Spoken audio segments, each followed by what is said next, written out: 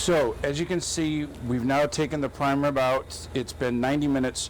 One of the things you'll be sure that it's done correctly and not overcooked as well is the internal temperature will be in the mid-80s on this, so it's still rare.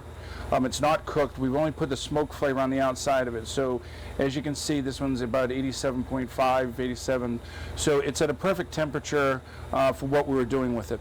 So, the first thing you're going to do, now that you've taken it out, is you want to have two knives. You want to have your French knife for actually cutting the chops, and we're going to have our slicing knife, and that's going to be used to take the ends of it off, just to trim it up a little bit. So it's actually a little bonus for the cooks or the kitchen or whomever that day did a great job. So now that we have our roast out, we want to make sure that we have our sheet pan right here for the steaks to go onto.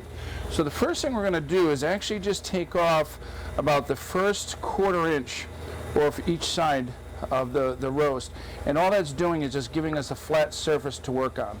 So we'll go a little bit more on this one just to open that up, and that gives us a nice long side to work with. So we'll put the scrap over there and we'll turn that around. You can see too how beautiful it is. Our foil has stayed on the entire time on our tips of our bones, so those have been protected.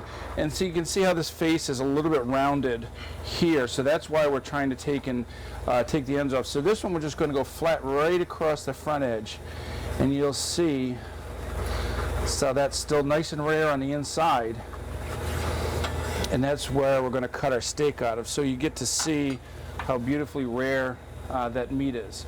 So now what we're actually going to do is turn this up on its side, and you'll see we have all the bones in between. So we want to take our French knife now, and what you're going to do is you'll see down between each bone is where we're going to make our cut.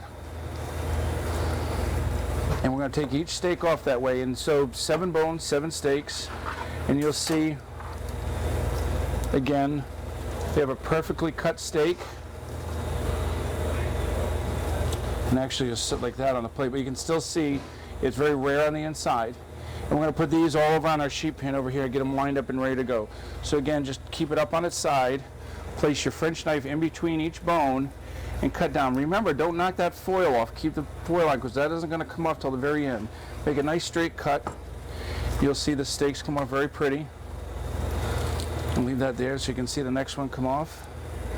And again, just go right down between the bones, using your French knife to do this, because again, it's a very thick, large piece of meat. Okay, you can see again a beautiful steak that just came off of there. How gorgeous that is. So you'll see we'll fill these up on the pan. Again, 7 bones, 7 steaks. And each one will be cooked individually on the grill to order for our guest. So again, make sure your French knife is nice and sharp. See how it's got a very smooth face. There's nowhere you can see where the knife was going back and forth in the cutting process, and so you get a nice smooth face on the steak. And again, the same on the roast. You'll see, and this is actually cooled to the hand, so this is a great part. So you want to get these cut very quickly and into the cooler so we can get them cooled down so the cooking process stops. We shock it, and you don't have that anymore. Again, look at that beautiful steak that we just cut. That's going to go to a guest here. Actually, beautiful piece of meat. Again, we see our foil still on the bone, the beautiful crust on the outside of the meat. And here's our last 2. Okay, so that's slid off in my hand, so I guess it's a good time to show.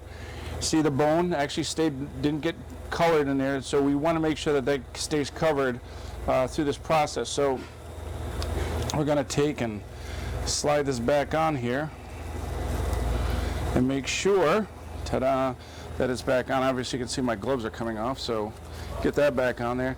And our last 2 steaks are going to come apart in one final cut.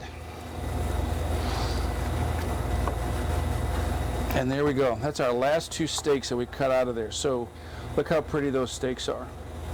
You'll see nice and rare, so we can still cook it for any temperature for the guest. Still has our foil on the bone. Just a great looking steak overall. And we have these all on the tray now. So our first thing we want to do really is get these into the cooler as fast as we can. We're going to cover them up so they're protected. But you can see now we have 7 evenly cut steaks. that are going to go. Here's our first and the other 7. These are trim pieces. These are our, we can call those our gifts to the cooks or whomever, but we'll grill these off later for those folks. So again, you'll see they're nice and even too. That's one thing as you're cutting in between the bones, try and keep it so all the steaks come out very even as well.